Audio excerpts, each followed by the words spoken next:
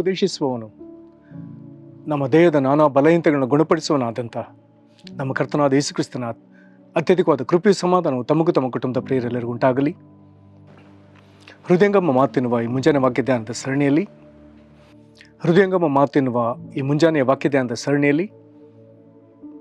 ಈ ದಿನ ನಾವು ಧ್ಯಾನಿಸುವಂಥ ದೇವರ ವಾಕ್ಯದ ಭಾಗವು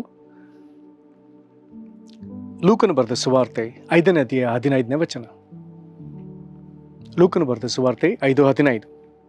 ವಾಕ್ಯ ಹೀಗೆ ಹೇಳ್ತದೆ: ಆದರೂ ಆತನ ಸುದ್ದಿಯು ಮತ್ತಷ್ಟು ಹಬ್ಬಿತು ಮತ್ತು ಜನರು ಆತನ ಉಪದೇಶವನ್ನು ಕೇಳುವುದಕ್ಕೂ ತಮ್ಮ ತಮ್ಮ ಜಾಡಿಗಳನ್ನು ವಾಸಿ ಮಾಡಿಕೊಳ್ಳುವುದಕ್ಕೂ ಗುಂಪು ಗುಂಪಾಗಿ ನೆರೆದರು. ಈ ವಾಕ್ಯಗಳನ್ನು ಗ್ರಹಿಸೋದಕ್ಕೆ ನಾವು ಶಕ್ತರಾಗುವಂಥ ದೇವರು ತಾನೇ ನಮ್ಮ ಮನೋನೇತ್ರಗಳನ್ನು ಬೆಳಗಿಸಿ ನಮ್ಮನ್ನು ತನ್ನ ಜ್ಞಾನವುಳ್ಳ ಆತ್ಮದಿಂದ ತುಂಬಿಸಲಿ. ದೇವರಾತ್ಮನಾದ ಕರ್ತನು ಶ್ರೇಷ್ಠ ಬೋಧಕನಾಗಿರುವಲ್ಲಿ ಆತ ನಮಗೆ ಈ ವಾಕ್ಯಗಳನ್ನ ಹೆಚ್ಚೆಚ್ಚಾಗಿ ಬೋಧಿಸಲಿ.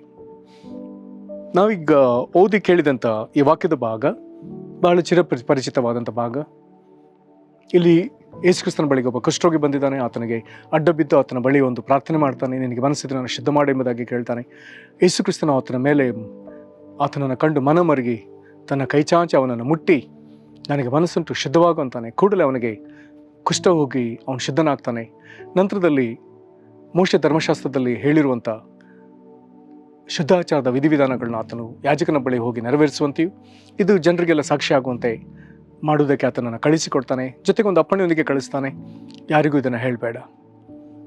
ಮಾರ್ಕನು ಬರೆಯುವ ಪ್ರಕಾರ ಆತನು ಹೋಗಿ ಈ ಸುದ್ದಿನ ಎಲ್ಲೆಲ್ಲಿಯೂ ಹಬ್ಬಿಸ್ತಾನೆ. ಎಷ್ಟರ ಮಟ್ಟಿಗೆ ಹಬ್ಬಿಸ್ತಾನೆ ಅಂತ ಹೇಳಿದ್ರೆ, ಯೇಸುವಿನ ಸೇವೆಯ ಒಂದು ರೀತಿ ಸ್ವಲ್ಪ ಬದಲಾಗ್ತದೆ, ಗತಿ ಬದಲಾಗ್ತದೆ. ಕಾರಣ, ಯೇಸು ಈ ಘಟನೆ ನಂತರ ಊರೊಳಗೆ ಹೋಗಿ ದೇವರ ಸೇವೆ ಮಾಡಲಿಕ್ಕೆ ಆಗದೇ ಇರುವಂಥ ಒಂದು ಸ್ಥಿತಿ ಬಂತು.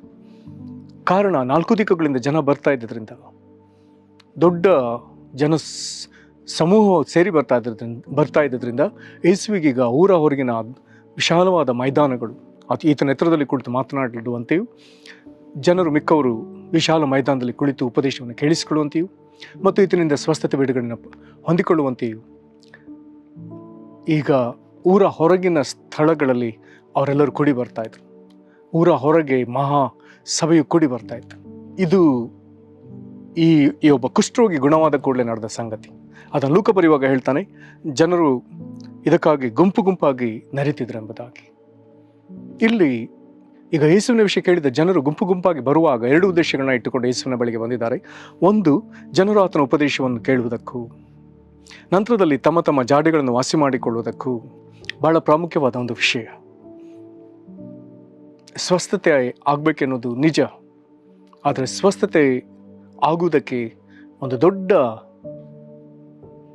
ಪ್ರೇರೇಪಣೆ, ಉತ್ತೇಜಕ, ನಂಬಿಕೆಯ ಬಲವರ್ಧನೆ ಇದೆಲ್ಲವೂ ಆಗುವಂಥದ್ದು ವಾಕ್ಯ ಕೇಳಿಸಿಕೊಳ್ಳುವಾಗ. ಹಾಗಾಗಿ ವಾಕ್ಯ ಕೇಳಿಸಿಕೊಳ್ಳುವಾಗ ನಂಬಿಕೆ ಉಂಟಾಗ್ತದೆ ಎಂಬುದಾಗಿ ವಾಕ್ಯ ಹೇಳ್ತದೆ.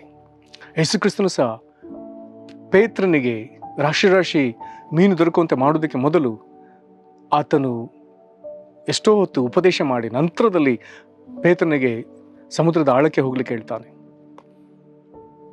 ವಾಕ್ಯಗಳು ನಾವು ಹಳೆ ಒಡಂಬಡಿಕೆಯಲ್ಲಿ ಓದುವಾಗ ಬರ್ದದೆ. ಆತನು ತನ್ನ ವಾಕ್ಯವನ್ನು ದೂತನಂತೆಯೋ ಎಂಬಂತೆ ಆತನು ಕಳಿಸಿ ಗುಣಪಡಿಸ್ತಾನೆ. ಹಾಗಾದರೆ ಗುಣ ಹೊಂದುವುದಕ್ಕೆ ಮೊದಲು, ನಾವು ಸ್ವಸ್ಥರಾಗುವುದಕ್ಕೆ ಮೊದಲು ದೇವರ ವಾಕ್ಯ ನಮಗೆ ಬಹಳ ಪ್ರಾಮುಖ್ಯ. ವಾಕ್ಯದಿಂದ ಉಂಟಾದ ನಂಬಿಕೆಯಿಂದ ನಮಗೆ ಸಿಕ್ಕುವಂಥ ಬಿಡುಗಡೆ ಬಹಳ ಪ್ರಾಮುಖ್ಯವಾದ ವಿಷಯ. ದೇವರಿಗೆ ಸ್ತೋತ್ರ. ಇಲ್ಲಿ ಜನರ ನಡವಳಿಕೆ ಸರಿಯಾಗಿದೆ. ಮೊದಲು ಉಪದೇಶ, ನಂತರದಲ್ಲಿ ಸ್ವಸ್ಥತೆ. ಮೊದಲು ಸ್ವಸ್ಥತೆ, ನಂತರದಲ್ಲಿ ಉಪದೇಶ ಎಂಬುದಾಗಿ ಇಲ್ಲಿ ನಾವು ನೋಡಲ್ಲ. ಒಂದು ವೇಳೆ ದೇವರ ಚಿತ್ತವಿದ್ದು ಹಾಗಿದ್ದರೂ ಅದಕ್ಕೆ ಸಂತೋಷವೇ. ಆದರೆ ಈ ಭಾಗದಲ್ಲಿ ಬಹಳ ಸ್ಪಷ್ಟವಾಗಿದೆ, ಮೊದಲು ಉಪದೇಶ. ಪ್ರೇರೆ, ಹಾಗಾದರೆ ದೇವರು ಯಾರು? ಆತನು ಎಂಥವನು? ಆತನ ಸ್ವಭಾವ ಎಂಥದ್ದು? ಆತನ ಮಹಿಮೆ ಎಂಥದ್ದು? ಆತನ ಕಾರ್ಯಗಳೇನು? ಆತನ ಮೇಲೆ ನಾವು ಇಡಬೇಕಾದ ನಂಬಿಕೆ ಎಂಥದ್ದು? ಇದೆಲ್ಲವುಗಳ ಅರಿವು ನಮಗೆ ಅವಶ್ಯ. ಹಾಗಾಗಿ ದೇವರಿಂದ ನಾವು ಉಪದೇಶವನ್ನು ಹೊಂದುವುದು, ಆತನಿಂದ ಬೋಧನೆಯನ್ನು ಪಡ್ಕೊಳ್ಳುವಂಥದ್ದು, ಆತನಿಂದ ಆಲೋಚನೆಗಳನ್ನ ಪಡ್ಕೊಳ್ಳುವಂಥದ್ದು, ದೇವರ ಕುರಿತಾಗಿ ನಾವು ಸರಿಯಾದ ಅರಿವನ್ನು ಹೊಂದಿಕೊಳ್ಳುವಂಥದ್ದು,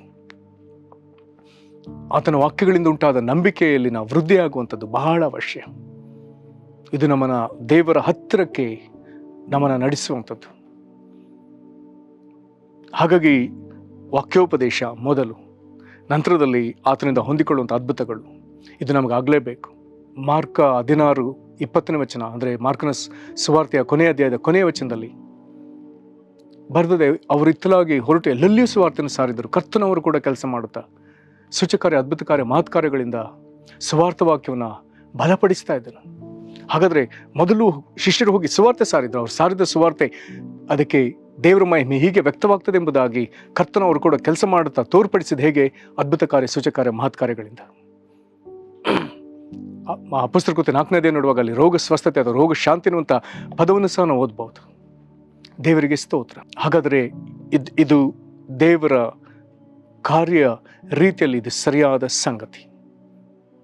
ಪ್ರೇರೆ, ನಾವು ಸಹ ಯೇಸು ಕ್ರಿಸ್ತನನ್ನು ಹುಡುಕಿ ಬರುವುದಕ್ಕೆ ನಮಗೆ ಈ ಆದ್ಯತೆಗಳು ಗೊತ್ತಾಗಬೇಕು. ಮೊದಲು ಆತನಿಂದ ನಾವು ಸರಿಯಾಗಿ ಉಪದೇಶ ಹೊಂದಿ ಶಿಕ್ಷಿತರಾಗಬೇಕು. ನಂತರದಲ್ಲಿ ಆತನು ಕೊಡುವಂಥ ಬಿಡುಗಡೆಯನ್ನು ನಾವು ಪಡೆದುಕೊಳ್ಳಬೇಕು. ಆತ್ಮದಲ್ಲಿ ಬಿಡುಗಡೆ, ಪ್ರಾಣ ಮನಸ್ಸಿನಲ್ಲಿ ಬಿಡುಗಡೆ, ಶರೀರದಲ್ಲಿ ಬಿಡುಗಡೆ, ಅಥವಾ ನಾನಾ ಹೋರಾಟಗಳಿಂದ ಬಿಡುಗಡೆ, ಭವಿಷ್ಯತ್ತಿಗೆ ಬೇಕಾದ ಬಿಡುಗಡೆ, ಇದಾತನಿಂದ ನಾವು ಪಡೆದುಕೊಳ್ಳಬೇಕು. ಹಾಗಾಗಿ ಇದೆಲ್ಲವುಗಳ ಕುರಿತಾಗಿ ವಾಕ್ಯ ನಮ್ಮನ್ನು ಸರಿಯಾಗಿ ನಮಗೆ ಬೋಧಿಸ್ತದೆ. ಅದು ನಮಗೆ ಶಿಕ್ಷಣವನ್ನು ಒದಗಿಸ್ತದೆ. ಇದರಲ್ಲಿ ದೇವರು ನಮ್ಮನ್ನು ವಿಶೇಷವಾಗಿ ಬಲಪಡಿಸಲಿ. ಹಾಗಾಗಿ ದೇವರ ವಾಕ್ಯಕ್ಕೆ ನಾವು ಹೆಚ್ಚು ಮಹತ್ವವನ್ನು ಕೊಡೋಣ. ಅನೇಕರು ವಾಕ್ಯವನ್ನು ತಿಳ್ಕೊಂಡ ಮೇಲೆ ಆ ಒಂದು ವಾಕ್ಯವನ್ನು ಪದೇ ಪದೇ ಹೇಳ್ತಾ, ಸಾವಿರಾರು ಸರಿ ಉಚ್ಚರಿಸ್ತಾ ವಿಧ ವಿಧವಾದ ಅದ್ಭುತಗಳನ್ನ ಪಡೆದುಕೊಂಡವರಿದ್ದಾರೆ. ಹಾಗಾಗಿ ದೇವರು ನಮ್ಮ ಜೀವಿತದಲ್ಲಿ ಕಾರ್ಯ ಸಾಧಿಸುವ ರೀತಿಯನ್ನು ತಿಳ್ಕೊಳ್ಳುವುದಕ್ಕೆ ನಾವು ವಾಕ್ಯದ ಸಮೀಪ ಬರಲೇಬೇಕು. ಹಾಗಾಗಿ ಆ ಕುಷ್ಠರೋಗಿ ಶುದ್ಧವಾದದನ್ನು ಅರಿತ ಜನರು ಎಲ್ಲ ಕಡೆಗಳಿಂದ ಆತನ ಉಪದೇಶವನ್ನು ಪಡೆಕೊಂಡು ನಂತರ ಬಿಡುಗಡೆ ಹೊಂದುವುದಕ್ಕಾಗಿ ಯೇಸುವಿನ ಬಳಿಗೆ ಸೇರಿ ಬಂದಿದ್ದಾರೆ. ಈಗಲೂ ಯೇಸುವಿನ ಕಾರ್ಯಗಳು ನಿಲ್ಲಿಲ್ಲ. ಅನೇಕ ಸೇವಕರನ್ನ ದೇವರು ಹೀಗೆ ಉಪಯೋಗಿಸ್ತಿದ್ದಾರೆ. ಅವ್ರ ಗೂಟಗಳಲ್ಲಿ ಮೊದಲು ವಾಕ್ಯವನ್ನು ಸಾರಿ ನಂತರದಲ್ಲಿ ಬಿಡುಗಡೆಗಾಗಿ, ಸ್ವಸ್ಥತೆಗಾಗಿ ಪ್ರಾರ್ಥಿಸುತ್ತಾರೆ. ಅಂಥ ಸೇವಕರುಗಳನ್ನು ಹುಡುಕಿಕೊಂಡು ನಾನಾ ದೇಶಗಳಿಂದ, 4 ದಿಕ್ಕುಗಳಿಂದ ಜನರು ಬರುವಂಥದ್ದು ಈಗಲೂ ಅಭ್ಯಾಸದಲ್ಲಿದೆ. ಇಂಥವರಾಗಿ ಕರ್ತನು ಇಂಥ ದೇವರ ಸೇವಕರ ಅನೇಕರನ್ನು ದೇವರು ಎಬ್ಬಿಸಲಿ. ಈ ವಾಕ್ಯವನ್ನು ಕೇಳುವಂಥ ನಿಮ್ಮನ್ನು ದೇವರು ಇಂಥವರಾಗಿ ಎಬ್ಬಿಸಲಿ. ಪ್ರಾರ್ಥನೆ ಮಾಡೋಣ. ಮಹಾಕೃಪೆಯ ಪರಲೋಕ ತಂದೆ, ನಿನ್ನ ಮಹಾಗಣವುಳ್ಳ ನಾಮಕ್ಕೆ ಸ್ತೋತ್ರ. ಕರ್ತನೆ, ನಿನ್ನ ಕುಷ್ಠರೋಗಿಯನ್ನು ಗುಣ ಮಾಡಿದ ಮೇಲೆ ಆತನು ಎಲ್ಲೆಲ್ಲಿಯೋ ಅದನ್ನು ನಿನ್ನ ಕುರಿತಾಗಿ ನಿನ್ನ ಪ್ರಸಿದ್ಧಿಪಡಿಸಿದ ಮೇಲೆ ಜನರು ನಿನ್ನಿಂದ ಉಪದೇಶವನ್ನು ಹೊಂದಿಕೊಳ್ಳುವುದಕ್ಕೂ ತಮ್ಮ ಜಾಡೆಗಳನ್ನ ವಾಸಿ ಮಾಡಿಕೊಳ್ಳುವುದಕ್ಕೂ 4 ದಿಕ್ಕುಗಳಿಂದ ಸೇರಿ ಬಂದರೆ ಅದಕ್ಕಾಗಿ ಸ್ತೋತ್ರ. ದೇವರೇ, ಹಾಗಾದರೆ ನಾವು ಅದ್ಭುತಗಳನ್ನ ಪಡೆದುಕೊಳ್ಳುವುದಕ್ಕೆ ಮೊದಲು ನಿನ್ನ ವಾಕ್ಯಗಳನ್ನ ನಾವು ಸರಿಯಾಗಿ ತಿಳ್ಕೊಳ್ಳುವುದಕ್ಕೆ ನಮಗೆ ಸಹಾಯ ಮಾಡು. ನಿನ್ನ ವಾಕ್ಯಗಳ ಕಡೆಗೆ ನಮ್ಮನ್ನು ಸೆಳೆ ಸ್ವಾಮಿ. ಕರ್ತನೆ, ನಿನ್ನ ವಾಕ್ಯದಿಂದ ನಮಗೆ ದೊರಕುವಂಥ ಬಿಡುಗಡೆಯನ್ನು ನಾವು ಅಪೇಕ್ಷಿಸಿ ಹೊಂದಿಕೊಳ್ಳುವುದಕ್ಕೆ ಕೃಪೆಯನ್ನು ನಮಗೆ ಅನುಗ್ರಹಿಸು. ಕರ್ತನೆ, ನಿನ್ನ ವಾಕ್ಯವು ನಮ್ಮನ್ನು ಶುದ್ಧೀಕರಿಸುವಂಥದ್ದು, ವಿಮೋಚಿಸುವಂಥದ್ದಾಗಿದೆಯಲ್ಲ, ಅದ್ಭುತಗಳನ್ನ ತರುವಂಥದ್ದಾಗಿದೆಯಲ್ಲ, ಇದನ್ನು ನಾವು ನಂಬ್ತೇವೆ ಸ್ವಾಮಿ. ನಿನಗೆ ಮಹಿಮೆ ಆಗಲಿ ಕರ್ತನೆ, ನಿನಗೆ ಮಹಿಮೆ ಆಗಲಿ ಸ್ವಾಮಿ. ಕರ್ತನೆ, ನಿನ್ನ ವಾಕ್ಯವನ್ನು ದೂತನಂತೆಯೇ ಎಂಬಂತೆ ಕಳುಹಿಸಿ ನೀನು ಗುಣಪಡಿಸುವವತ್ತನು, ಸಮಾಧಿಗೆ ಸೇರದಂತೆ ಮಾಡುವವನು, ಮಾಡದಂತೆ ತಪ್ಪಿಸುವವನು, ನಿನಗೆ ನಾವು ಸ್ತೋತ್ರ ಸಲ್ಲಿಸ್ತೇವೆ. ಕರ್ತನೆ, ಈ ವಾಕ್ಯವನ್ನು ಕೇಳ್ತಿರುವಂಥ ಈ ಪ್ರಿಯರಲ್ಲಿ ಯಾರಿಗೆ ಸ್ವಸ್ಥತೆ ಅವಶ್ಯವೋ ಅವರ ಸ್ವಸ್ಥತೆಗೆ ಸಂಬಂಧಪಟ್ಟ ಹಾಗೆ ಕರ್ತನೆ ಬೇಕಾದ ನಿನ್ನ ಅದ್ಭುತವಾದ ವಾಕ್ಯಗಳನ್ನ, ಅಮೂಲ್ಯವಾದ ವಾಕ್ಯವನ್ನು ನೀನು ಅವರ ಬಳಿಗೆ ನೀನು ಕಳಿಸಿಕೊಡು ಸ್ವಾಮಿ. ಆ ವಾಕ್ಯದ ಮೇಲೆ ಅವರಿಗೆ ನಂಬಿಕೆ ಉಂಟಾಗಲಿ, ಅವರು ಗುಣವಾಗಲಿ. ನಿನಗೇ ಸ್ತೋತ್ರ. ನೀನು ಕಳಿಸಿದ ವಾಕ್ಯವನ್ನು ಅವರು ಕೇಳಿ ನಂಬಿ ಕರ್ತನೆ ಅದನ್ನು ಪದೇ ಪದೇ ಅದನ್ನು ಹೇಳಿ ಪ್ರಾರ್ಥಿಸಲಿ ಅಥವಾ ಅರಿಕೆ ಮಾಡಲಿ, ಬಿಡುಗಡೆಯನ್ನು ಹೊಂದಿಕೊಳ್ಳಲಿ. ಕರ್ತನೇ, ಮಾರ್ಗ ತೆರೆದುಕೊಳ್ಳು. ನಿನ್ನ ಮಕ್ಕಳನ್ನು ಕನಿಕರಿಸು. ನಿನ್ನ ವಾಕ್ಯಕ್ಕೆ ನಾವು ಮೊದಲು ಆದ್ಯತೆ ಕೊಡುವುದಕ್ಕೂ ನಂತರದಲ್ಲಿ ನಾವು ಹೊಂದಬೇಕಾದ ಬಿಡುಗಡೆಯನ್ನು ಹೊಂದುವುದಕ್ಕೂ ನಮಗೆ ಕಲಿಸಿಕೊಡು. ಹಾಗೆ ನೀನು ಮಾಡುವುದಕ್ಕಾಗಿ ಸ್ತೋತ್ರ. ಯೇಸು ಕ್ರಿಸ್ತನ ಹೆಸರಲ್ಲಿ ಬೇಡಿದ್ದೇವೆ ನಮ್ಮ ತಂದೆಯೇ, ಆಮೇನ್. ಕರ್ತನು ನಿಮ್ಮನ್ನು ಆಶೀರ್ವದಿಸಲಿ. ವಂದನೆಗಳು.